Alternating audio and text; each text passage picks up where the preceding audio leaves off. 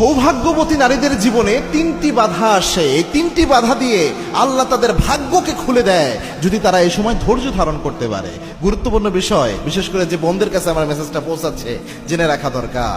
তার মধ্যে এক নাম্বার হচ্ছে, যেই নারীরা জীবনে অনেক সময় অপবাদের শিকার হয়, চলতে ফিরতে অপবাদ আসতেছে জীবনে, এরকম যদি হয় বুঝতে পারবেন এই নারীর জীবনে কোনো ভালো কিছু থাকতে পারে যদি সে ধৈর্য ধারণ করতে পারে। কেননা রসুলের স্ত্রী শ্রেষ্ঠতম একজন রমণী আয়েশা রাদিয়াল্লাহু তাআলা আনহা, তার বিরুদ্ধে অপবাদ এসেছিল।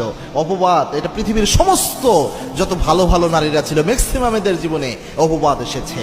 এবং কি যেই নারীদের জীবনে অপবাদ আসে, একটা কাজ সে করে নাই কিন্তু মিথ্যা অপবাদ তার জীবনে চলে আসতেছে, এই নারীদের জীবনে ছোটখাটো যে গুনাহগুলো থাকে সমস্ত গুনাহ আল্লাহ রাব্বুল আলামিন যারা অপবাদ দেয় তাদের আমলনামায় তুলে দেয়। আর আল্লাহর হাবিব জানিয়েছেন, যারা অপবাদ দেয় তাদের আমলনামার যত সওয়াব থাকে সব সওয়াব আল্লাহ এই মহিলার আমলনামায় তুলে দেয়। সুবহানাল্লাহ।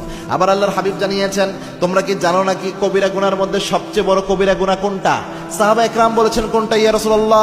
কয়েকটার কথা বলেছেন, তার মধ্যে আল্লাহর হাবিব বলেছেন কাউলা জুর ও শাহাদাতি জুর, কাউকে মিথ্যা অপবাদ দেওয়া হচ্ছে পৃথিবীর সবচেয়ে বড় কবিরা গুনাহ। যত গুনাহ আছে সবচেয়ে বড় গুনাহ এটা।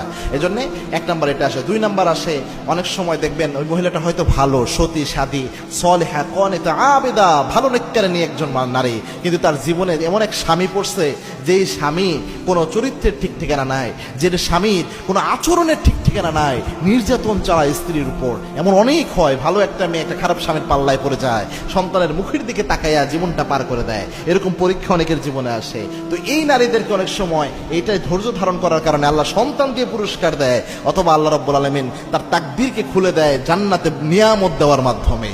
তিন নাম্বার হচ্ছে, সৌভাগ্যবতী নারীদের অনেক সময় এই পরীক্ষাটা আসে, তাদের